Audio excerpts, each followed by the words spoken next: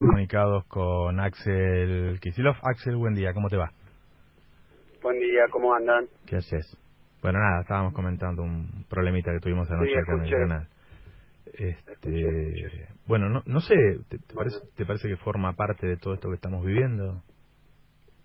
sí, no, indudablemente. Yo creo que hoy vamos a tener una sesión y ahora estaba reflexionando sobre el tema y ahí en las sesiones de diputados tenemos posibilidad de plantear cuestiones de privilegio, digamos, que afectan a los diputados, pero también derechos básicos porque eso afecta a la democracia de los diputados.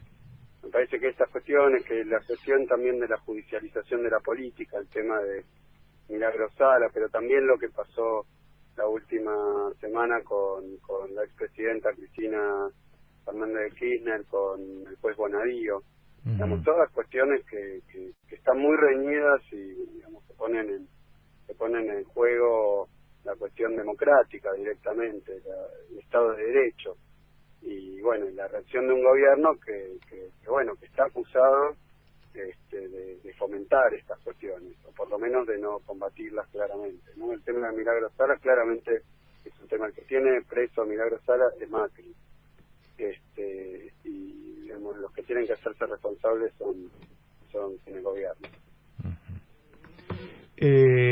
Axel, están tratando el tema de ganancias. Te llevo un poco a la economía y hay distintos proyectos. Escuché por ahí que la CGT incluso quería que se elimine el impuesto a las ganancias y que solo quede para los directores y los grandes salarios. ¿Cuál es tu posición? Mira, vamos a empezar por un poco lo que es digamos, el incordio del modo que está tomando esta discusión. Ayer vinieron al Congreso Pratgay, que vino, expuso y se fue, no se pudo quedar evidentemente a escuchar comentarios,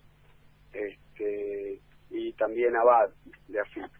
Y yo creo que el primer tema que está muy trastocado es que durante la campaña electoral, que no hace tanto, y ustedes lo trataron bien a la cuestión de lo que fueron las campañas y el debate presidencial, y particularmente nosotros en diputados, porque votamos hace poco, nosotros no, pero votaron una ley de debate presidencial obligatorio, ¿no?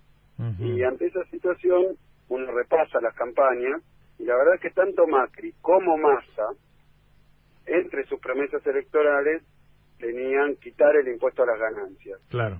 O sea, que los trabajadores, yo creo que con una cuestión oportunista, demagógica, de campaña, ambos salieron a decir que si ganaban la elección, no iba a haber más impuesto a la ganancia. De alguna manera la ganaron los dos, porque hay muchas, pero muchas leyes, la mayoría de las leyes económicas, que la votaron en conjunto, Macri y Massa.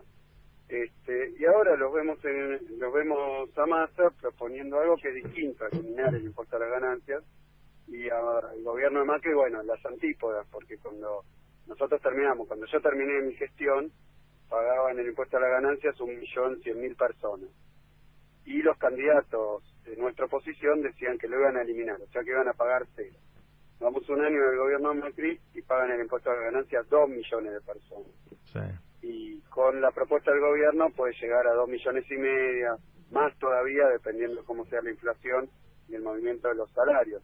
Quiero decir que tanto Massa como Macri, que eran las fuerzas que decían hay que eliminar el impuesto a las ganancias, hoy parecen estar de acuerdo en dejarlo, y entonces yo creo que causa un problema con su base electoral, con quienes le hicieron la promesa. En nuestro caso es un poco distinto, porque ahí repasaba incluso las palabras de nuestro candidato a presidente, Daniel Scioli, decía: yo subiría el mínimo no imponible y cambiaría las escalas, ¿no? Mm. Porque nosotros siempre opinamos que el 10% más o menos de los trabajadores que más ganan, que incluye obviamente el salario más alto, digamos, 1 de cada 10 trabajadores y los que más ganan, pueden pagar un impuesto que obviamente hay que ir ajustándolo para que sea razonable.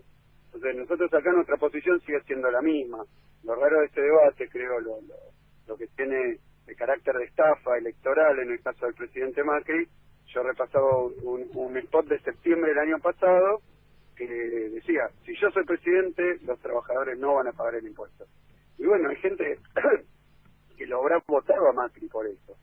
Y los últimos, entonces yo creo que ahí, y más a lo mismo, digamos, entonces yo creo que acá hay un debate donde nosotros queremos participar, siempre en la línea que hemos planteado, pero las otras dos fuerzas políticas están buscando sacar alguna ventaja ante la opinión pública, electoral, digamos, jugando, hacer oficialismo y oposición algunas veces, como ha pasado en otras leyes, porque ayer vinieron los funcionarios a discutir el proyecto de Massa, o sea que esa centralidad y esa importancia me parece que quita un poco lo central que tenemos que hacer en el Parlamento, que Axel, es legislar. Sí. Salieron varios datos de consumo que hablan de las clases populares con más problemas para consumir. Ahora, ¿cómo ves ese esquema, el consumo, las clases más bajas y demás, en los próximos 6 meses? ¿Pensás que puede cambiar algo? Mira, y termino y vinculo con esto el tema del impuesto a las ganancias, si me permitís. Yo digo que cuando nosotros, aún a fin del año pasado, todavía había un impuesto a las ganancias que abarcaba una cantidad de trabajadores razonable, no el doble como hay ahora, también había una situación económica muy distinta para los trabajadores, aún los de altos ingresos, y una situación de equidad tributaria muy distinta.